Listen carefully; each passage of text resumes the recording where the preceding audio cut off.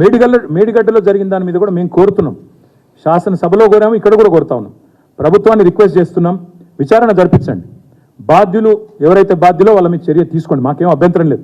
మీరు judicial commission అన్నారు, ఇంకేదో కమిటీ అన్నారు, మేము దాన్ని వ్యతిరేకించడం లేదు. నిక్షేపంగా మీరు విచారణ జరిపించండి, తప్పకుండా బాధ్యుల మీద చర్యలు తీసుకోండి, మాకు అభ్యంతరం లేదు. హైయెస్ట్ వరద వచ్చింది గోదావరిలో లాస్ట్ సీజన్లో, దాన్ని కూడా తట్టుకొని నిలబడ్డది మేడిగడ్డ. మరి తర్వాత మెయింటెనెన్స్ లోపించడమో ఇంకోటో దేనివల్లనో మొత్తానికైతే నష్టం జరిగింది. అదేంటో విచారణలో తేలుతుంది, ఎందువల్ల జరిగిందనేది విచారణలో తేలుతుంది.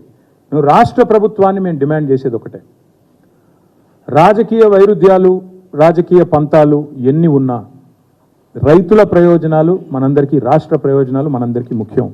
అందుకే మేము రాష్ట్ర ప్రభుత్వాన్ని విజ్ఞప్తి చేసేది, డిమాండ్ చేసేది, మీరు దయచేసి వెంటనే కాఫర్ డ్యామ్ నిర్మాణం చేయండి, చేసి మరి మరమ్మతులు చేయండి.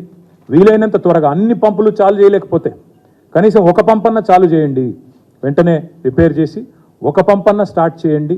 స్టార్ట్ చేసి రాబోయే మరి మాకు ఉన్న సమాచారం ప్రకారం కొంతమంది ఇరిగేషన్ అధికారులు కూడా మరి రైతులకు చెప్తా ఉన్నారు, అక్కడక్కడ ఏప్రిల్ మాసంలో, మే మాసంలో, జూన్ మాసంలో మంచినీళ్ళకే గోస ఉంటుంది, మీకేడికెళ్ళి నీళ్ళు ఇస్తాం, మీ పంటలకి నీళ్ళు ఇవ్వలేమని కూడా చెప్తా ఉన్నారంట. కాబట్టి నేను రాష్ట్ర ప్రభుత్వానికి విజ్ఞప్తి చేసేది, మీరు దయచేసి రాజకీయ పంచాయతీలు పెట్టండి, గొడవ చేయండి, మమ్మల్ని బదనాం చేయండి, మా మీద కోపం ఉంటే తీర్చుకోండి, అభ్యంతరం లేదు. కానీ మా మీద కోపం రైతుల మీద తీయకండి, మా మీద కోపం తెలంగాణ రాష్ట్రం మీద తీయకండి.